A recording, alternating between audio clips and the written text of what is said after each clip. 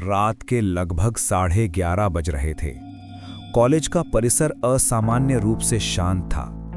पेड़ों की परछाइयां जमीन पर लंबी हो चुकी थीं और ठंडी हवा में सूखे पत्तों की सरसराहट किसी फुसफुसाहट जैसी लग रही थी।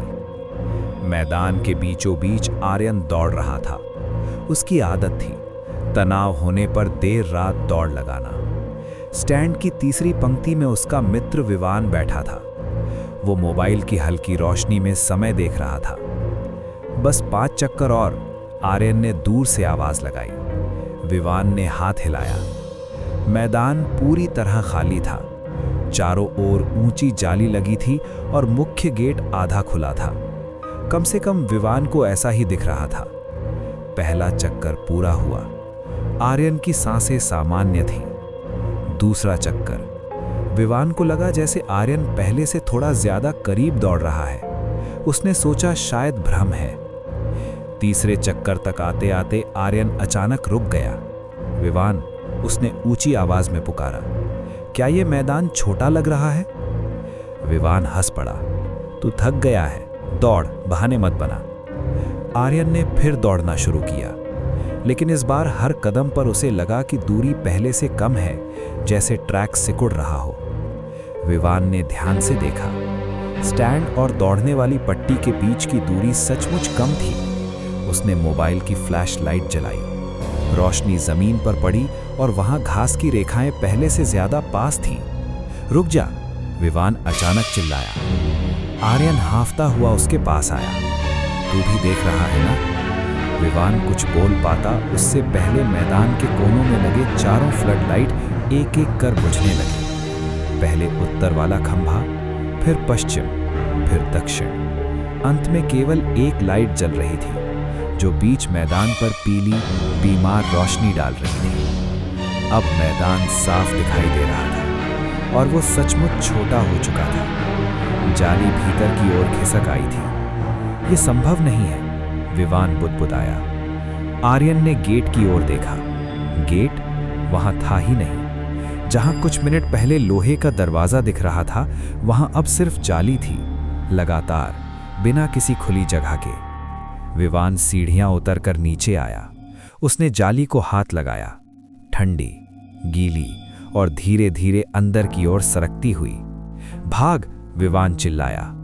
दोनों विपरीत दिशाओं में दौड़े, पर जितना वे दौड़ते उतना ही ट्रैक छोटा होता जाता। कुछ ही पलों में स्टैंड भी मैदान के बेहद करीब आ चुका था। आर्यन की सांसें तेज थीं। ये सपना है ना? विवान ने जवाब नहीं दिया। उसकी नज़र जमीन पर पड़ी। दौड़ने वाली पट्टी पर गहरे निशान उभर रहे थे, जैसे किसी ने नाखूनों से मिट्टी खुरची हो। और उन निशानों के साथ एक वाक्य उभर आया, आखिरी चक्कर। आर्यन ने घबरा कर पीछे देखा। अब मैदान मुश्किल से आधा रह गया था। जाली इतनी पास थी कि हाथ बढ़ाकर छू सकते थे।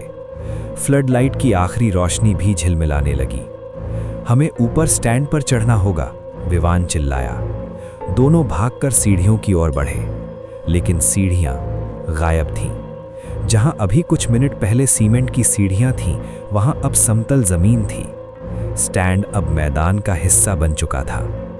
अचानक एक तेज सायरन जैसी आवाज गूंजी, पर वो कॉलेज की नहीं थी। वो आवाज मानो जमीन के भीतर से आ रही थी।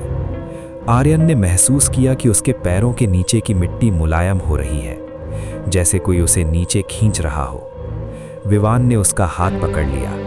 मत रुक, दौड़ते रहो। कहाँ? आर्यन चीखा। अब पूरा मैदान एक छोटे से घेरे में बदल चुका था।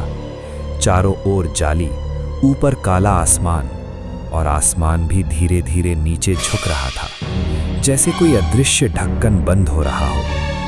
आर्यन ने आखिरी बार पूरी ताकत से दौड़ लगाई। एक चक्कर, फिर आधा, फिर कुछ कदम, और अचानक विवान अकेला खड़ा था। उसके हाथ में आर्यन की कलाई थी, पर कलाई के आगे कुछ नहीं। आर्यन का शरीर जैसे हवा में घुल गया था। मिट्टी शांत थी। सायरन बंद हो चुका था। मैदान अपनी सामान्य आकार में लौट आया। फ्लड लाइट फिर जल उठी। गेट वहीं था, आधा खुला। विवान कांपते हुए पीछे हट गया। उसने चारों ओर देखा। सब कुछ सामान्य, जैसे कुछ हुआ ही न हो। उसने जमीन की ओर देखा। वहां केवल एक गहरा पद चिन्ह था, आर्यन का आखिरी कदम, और उसके ठीक पास मिट्टी पर खुदा हुआ वाक्य, अगला चक्कर तुम्हारा है। विवान की सांस अटक गई। उसने ऊपर देखा। स्टैंड की तीसरी पंक्ति में कोई बैठा था। धुंधली रोशनी में वो चेहरा साफ नहीं दिख रहा था, पर वो आकृति झुककर नीचे देख रही थी और धीरे धीरे मुस्कुरा रही थी। अचानक फ्लडलाइट फिर बुझ गई। पूरा मैदान अंधेरे में डूब गया। कुछ क्षण बाद दौड़ने की आवाज सुनाई दी, ठक ठक ठक, जैसे कोई नया धावक ट्रैक पर उतर चुका हो। और स्टैंड की तीसरी पंक्ति अब खाली थी।